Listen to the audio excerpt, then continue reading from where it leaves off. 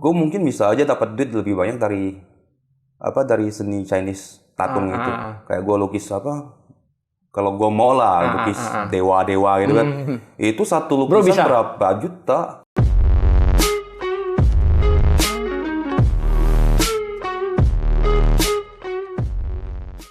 Ya, di studio hadir seorang teman, juga seorang seniman.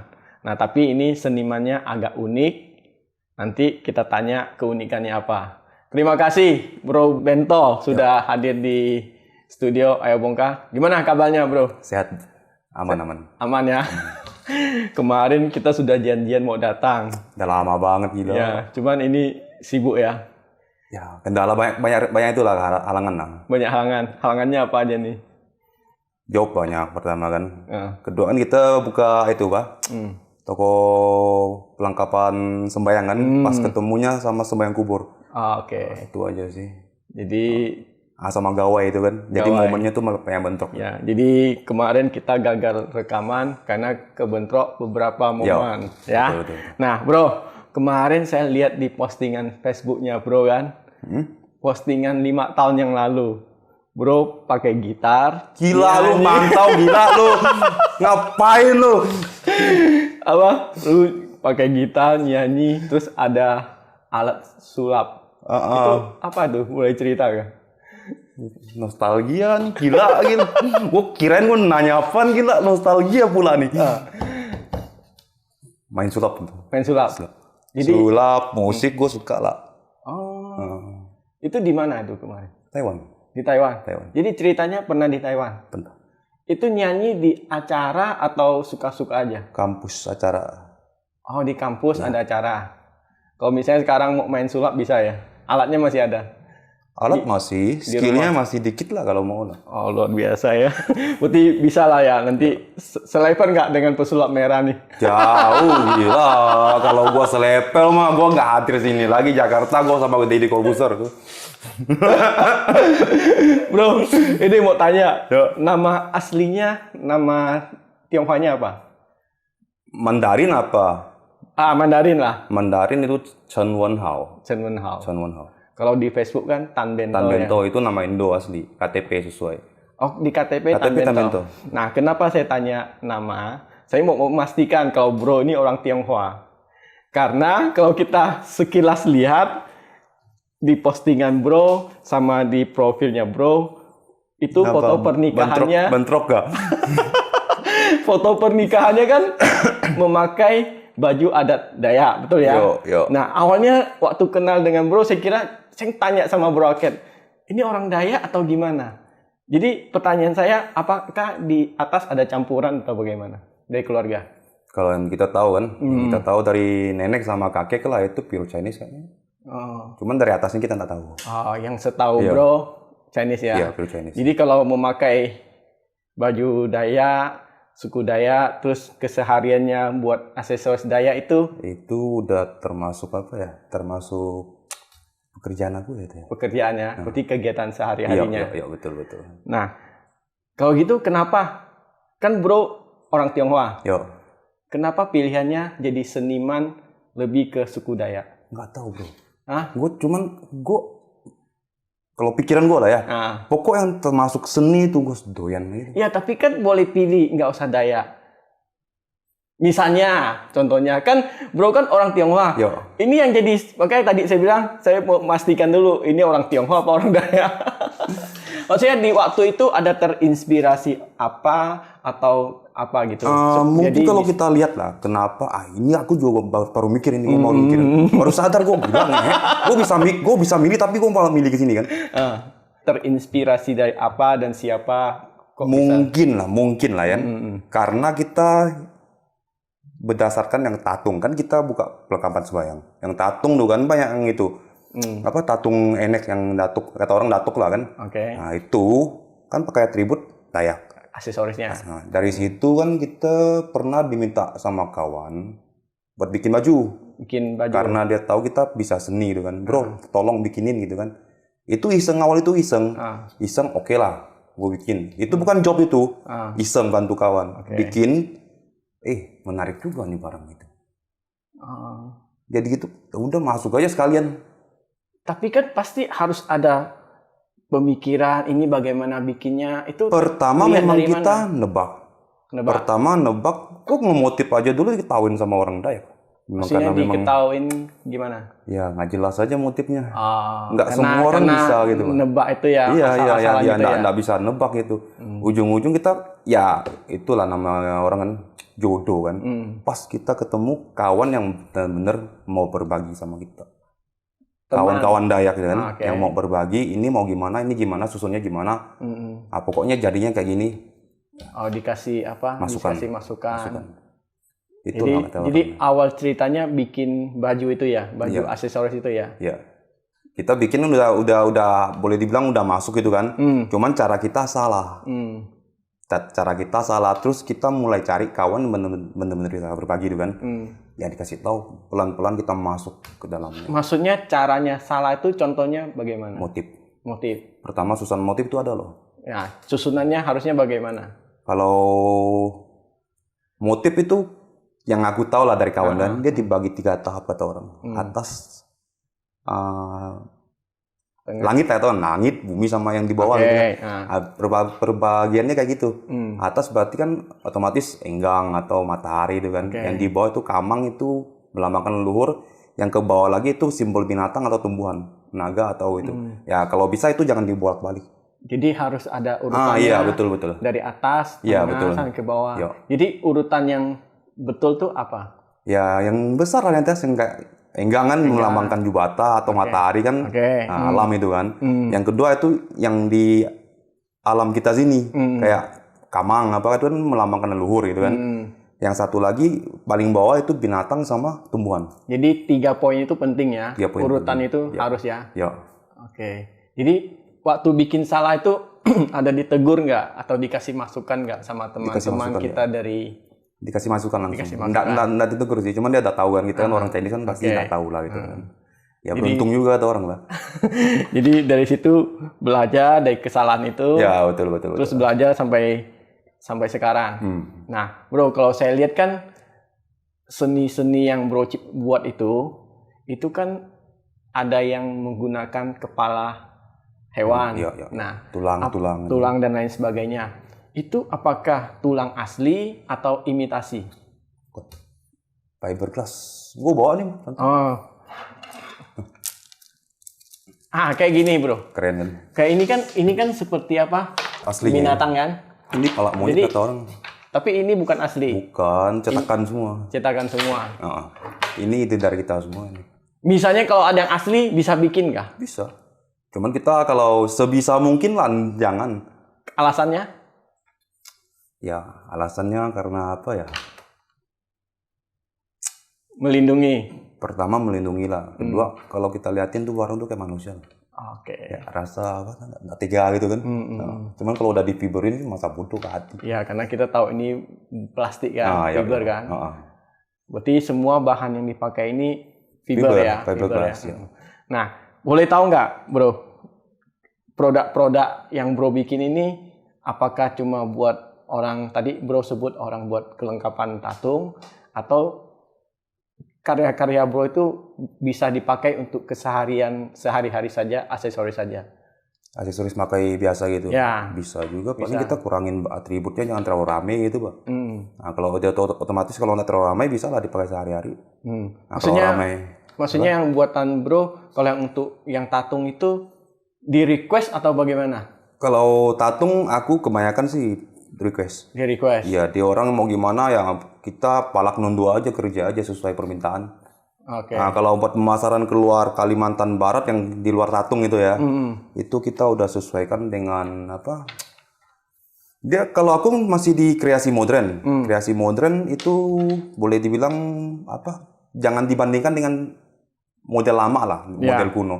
Soalnya memang beda jauh. Kalau kita mau samakan dengan kuno mah itu bertolak belakang memang. Soalnya pemakaian apa kulit kayu kan, orang dulu kan polos gitu kan, paling kalung satu gitu kan, pakai tengkulas, agit, kandip gitu kan.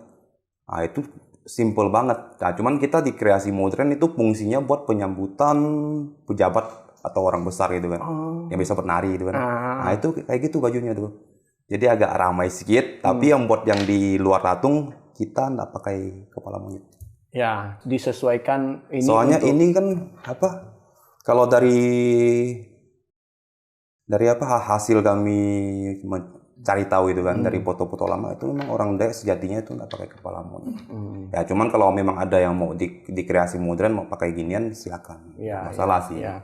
Berarti yang hasil bro itu ada yang request untuk kelengkapan tatung, tapi ada juga yang untuk bisa aksesoris dipakai untuk sehari-hari. Ada nggak contohnya bro? Yang sehari-hari? Ini kayak begini. Nih. Kayak gini. Jadi misalnya ada yang mau beli yang aksesoris sehari bisa ke tempat bro ya? Bisa. Untuk pria dan wanita ada? Kebanyakan sih pria sih. Kebanyakan pria. Kalau gelang sih ada wanita ada lah. Cuman kalau buat atribut baju sama topi itu udah laki banyak. Bro, ini kan ada satu contoh nih yang bro buat kan? Ada contoh lain nggak yang biasa bro buat seni yang sudah bro buat itu? Ini kan kalung kan? Iya. Ini ada yang lain nggak seperti apa gitu? Motif kali paling gambar lah motif ini. Kalau ini apa ini? Ini perisai mini buat pajangan. Ini buat kita pajang ini. Oh ini buat saya. Yuk, sekalian gua promosi. Dapat gratis ini ada. Ini dari tangan lo.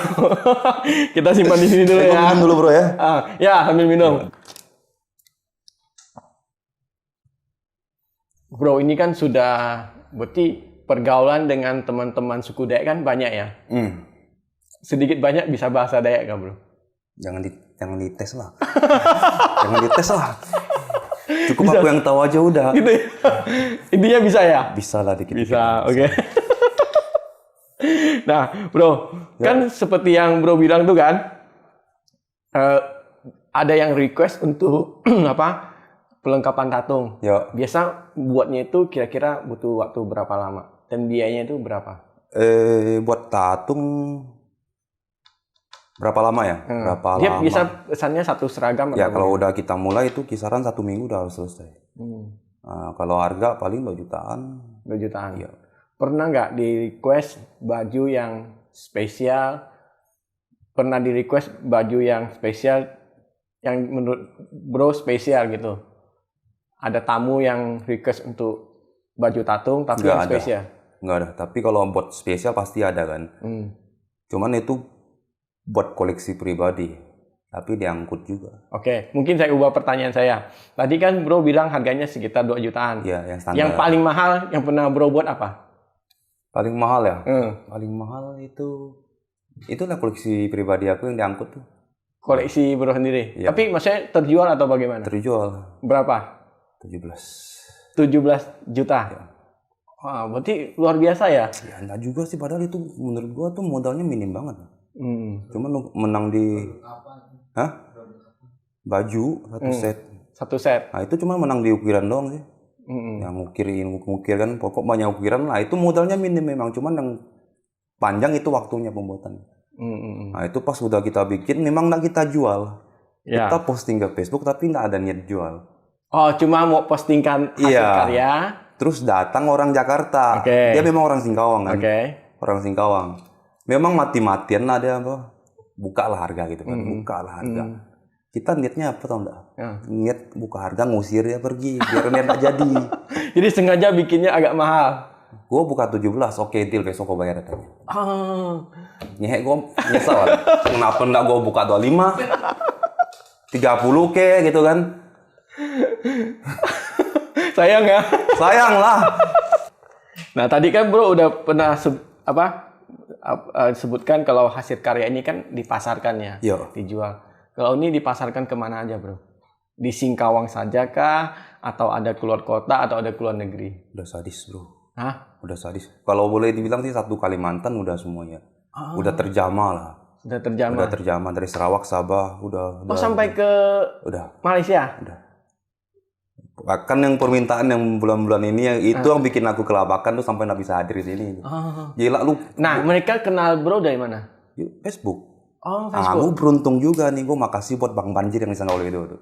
Sama Bang Niko semua admin grup Dayak tuh. Gue jadi admin grup Dayak di 25 grup, nggak salah. Jadi gue bebas posting di dalam tuh kan.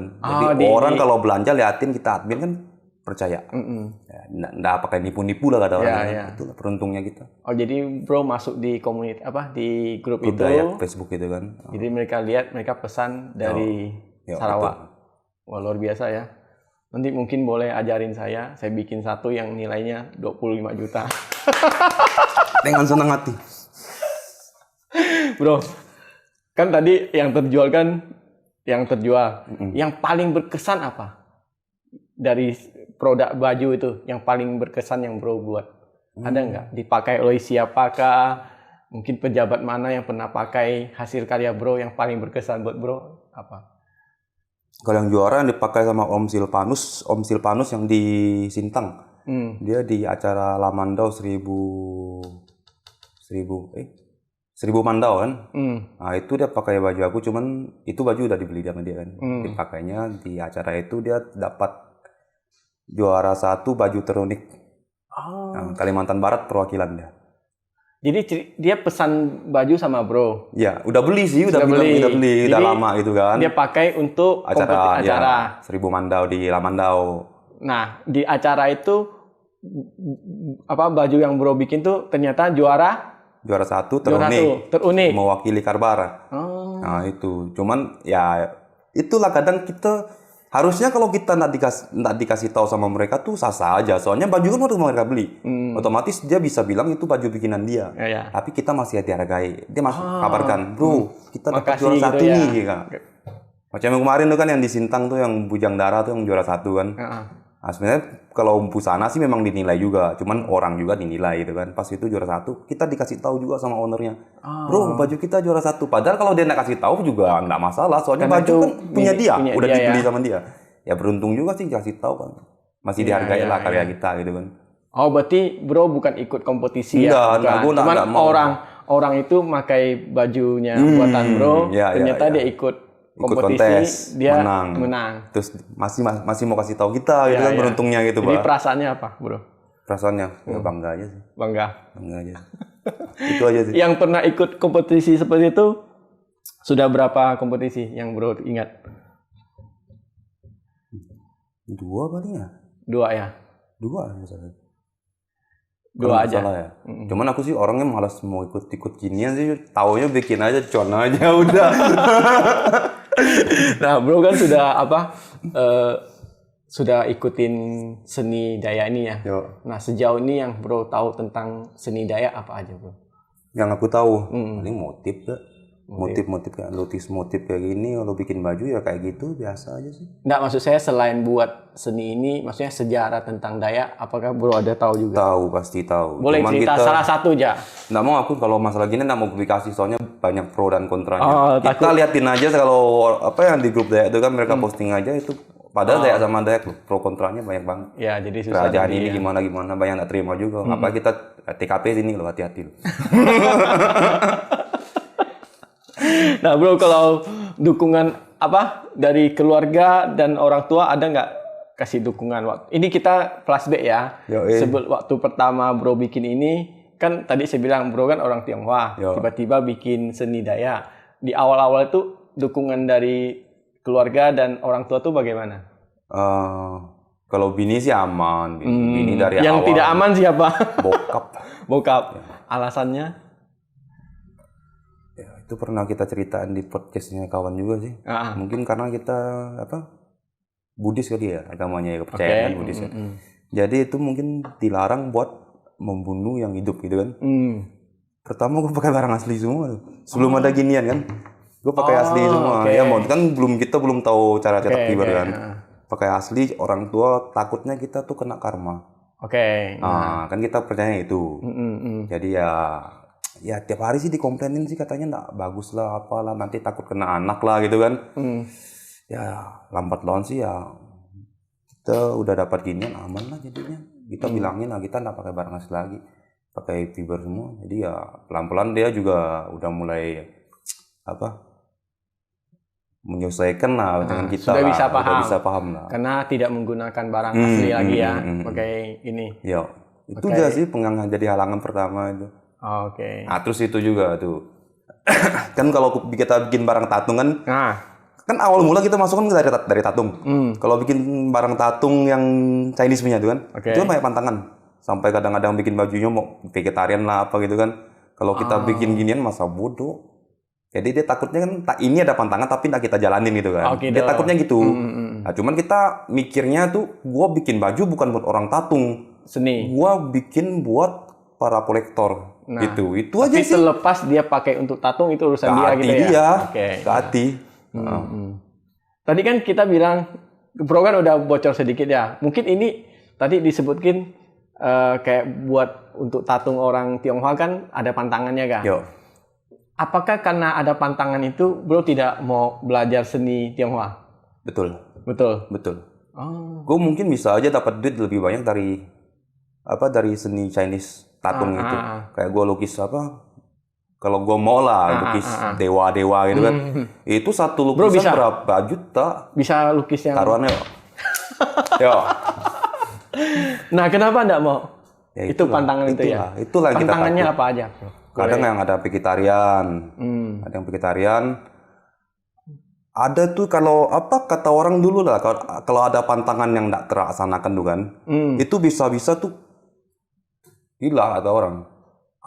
Ya kalau kita mikirnya gini, kalau aku yang gila sih nggak masalah. Tapi kalau kenanya ke anak kan kasihan gitu. Oke, berarti pertimbangan itu ya. Ya macam ada tumbal lah gitu kan kata orang. Nah, tapi kan seni Tionghoa kan tidak harus yang orang tatung, bisa yang lain. Ada, gua jalanin, mau pi itu yang pena bulu. Ada juga. Masih gua praktekin. Tapi memang lebih banyak ditonjolkan yang dayaknya. Soalnya kita kan memang cari udah fokus ke sana lah. Udah fokus itu ya. Fokus kesana. Mungkin lebih enak cuannya seni dayak atau bagaimana? Memang udah merosot lah ada orang. Sudah merosot, merosot lah. Dan mungkin sudah menjadi penghasilannya. Ya nggak usah munafik pasti. Gitu ya. Ya. Tapi kalau misalnya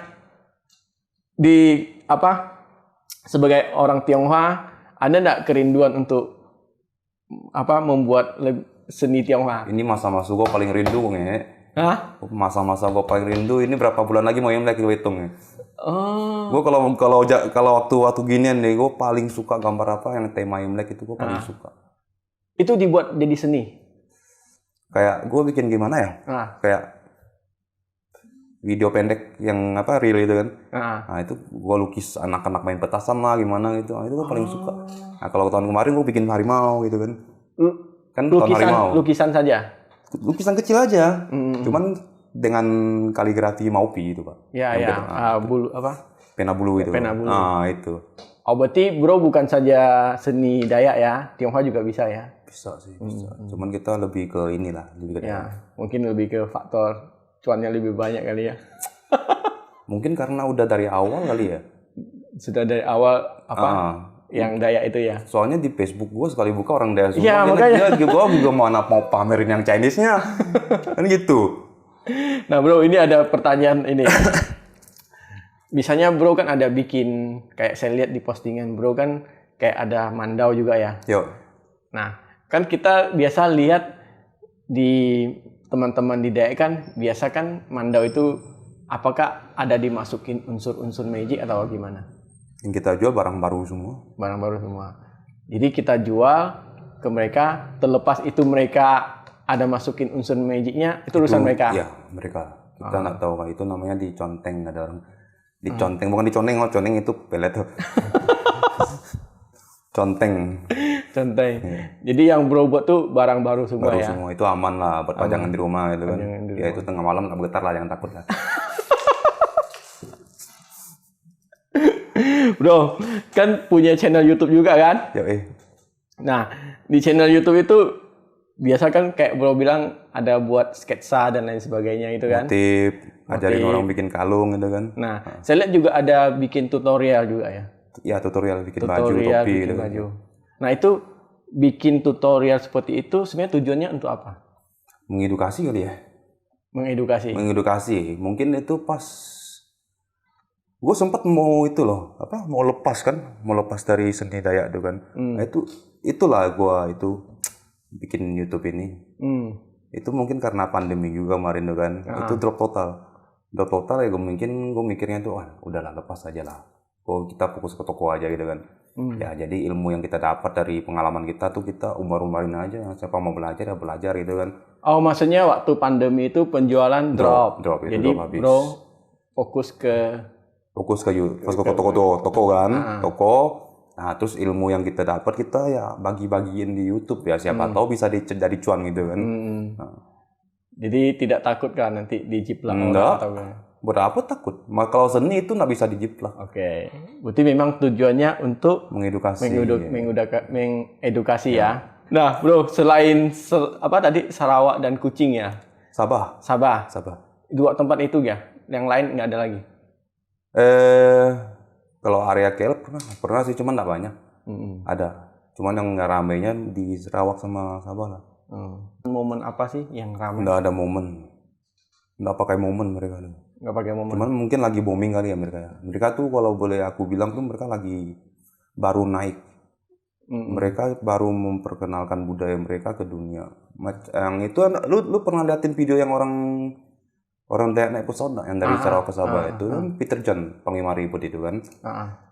Dia memang sengaja pakai gituan buat ke Sabah itu menunjukkan jati diri orang Dayak. Jadi pas di sana tuh Dayaknya Sabah tuh mungkin mengebu-ngebu.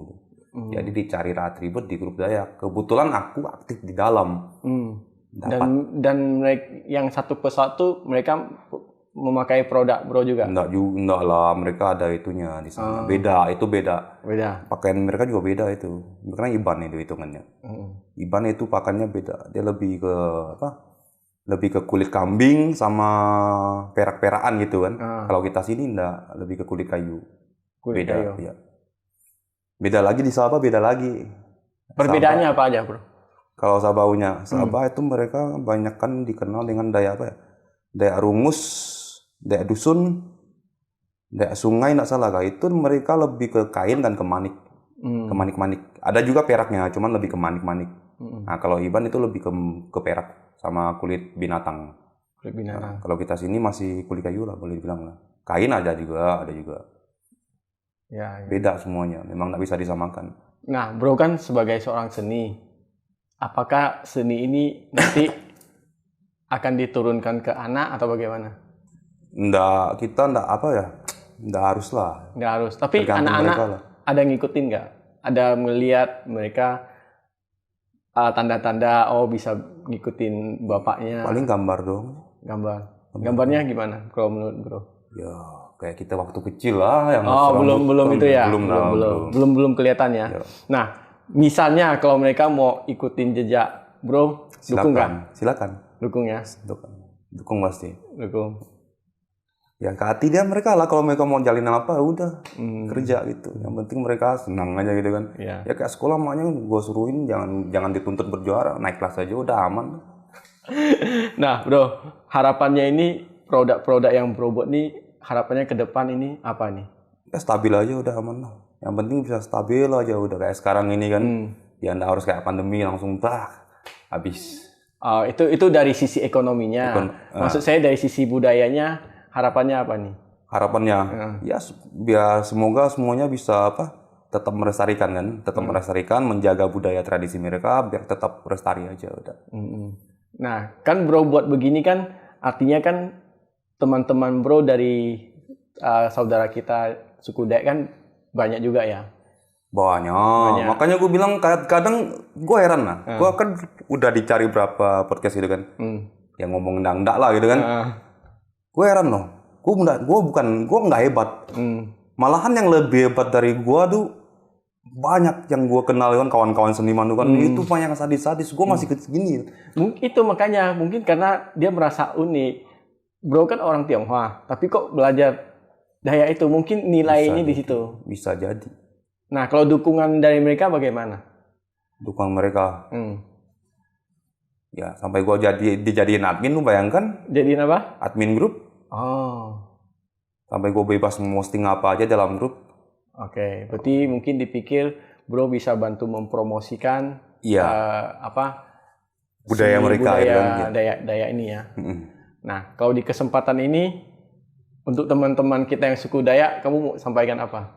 Yang pasti terus lestarikan budaya diri lah sama adat diri. Yang pasti Pakai bahasa Dayak aja lah. Nah, Nana, nggak bisa aku. Ya, tetap lestarikan budaya diri sama adat diri. Semoga semuanya tetap sehat selalu dan diberi kelancaran di Batam berkati. Oke. Bro, kalau ini kan bicara seni dan budaya ya. Nah, kalau dari Kota Singkawang kita sendiri, Bro pernah dapat penghargaan dari Pemda atau dari pengurus teman-teman Dek? Ada? Kalau pengurus ya ada, cuman dari kawan sebatas kawan gitu lah. Iya. Nah, itu ya paling kan tempel-tempel. Penghargaan Ya, gitu. penghargaan Penghargaan dalam partisipasi. Partisipasi. Itu aja. Kita hadir gitu kan. Udah, dapat penghargaan. Itu aja sih, nggak ada lebih ya. Kita mainnya apa? Yang penting happy lah, ada orang kan. Ya, berarti artinya Bro menjalani seni ini, Bro juga menikmati ya? Menikmati banget gila. Menikmati. Enak, seninya enak. Memang unik kata orang nggak? Memang lain dari yang lain, Mbak. Maksudnya lain dari yang lain tuh apa lainnya?